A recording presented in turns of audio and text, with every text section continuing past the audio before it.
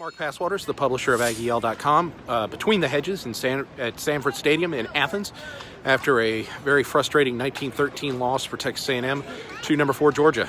This is a quick offensive breakdown. My thoughts after the game on that side of the ball. Well, 13 points isn't a whole heck of a lot to talk about, but Kellen Mond did a really good job keeping A&M in this game, especially in the second half. The play calling in the first half was bad. The tempo was bad. The running game was terrible the whole game. As a matter of fact, they ended up with -1 yards rushing. But in the second half, once the weather kind of cleared up, the Aggie passing game showed up. And unfortunately, like it has been all year when the Aggies have played really good opponents, the Aggies have been one-dimensional. And Mond in the second half was largely up to the task. I think that the Aggies got ripped off bluntly on several plays. I think Jalen Weidemer was probably stopped, and that shouldn't have been a fumble. I think that there were a few other calls that were not made, especially against Weidemer again, that were pass interference, and that proved to be costly. But there are things that you can take away from this game that I believe to be positive. One is the fact that A&M was able to rally, that they were able to drive the field on maybe the best defense in America. They were quite impressive at certain points in time. Jamon Osborne had nearly 100 yards receiving, going up against very good corners. It's impressive to see how they were able to rally in this game as opposed to earlier in the season when they just didn't have an answer at any point. Weidemer again had some really nice catches, kept some drives alive.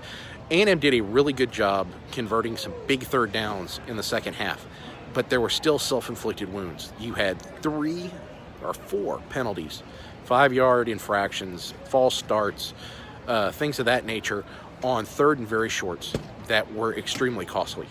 You don't want to be in the 3rd and 6 against a Georgia. They just don't give up many third down conversions. And if you're making life more difficult for yourself, it's going to prove to be costly. And it did tonight. It's really tough to win a game on the road against a great opponent when you're one-dimensional. And the Aggies certainly were tonight. Isaiah Spiller had no chance. The run blocking that has been so good the last month was abysmal. They just got flat whipped. I didn't necessarily like the play calling. I didn't think it was very inventive, especially in the first half. Kirby Smart knows Jimbo Fisher very well, and he proved it tonight, especially in the first half, because nothing A&M threw at him was very surprising, at least from Georgia's perspective. They got into a rhythm later, and they basically played good football. They showed their level of talent, and it's improved. The pass blocking was not bad in the second half.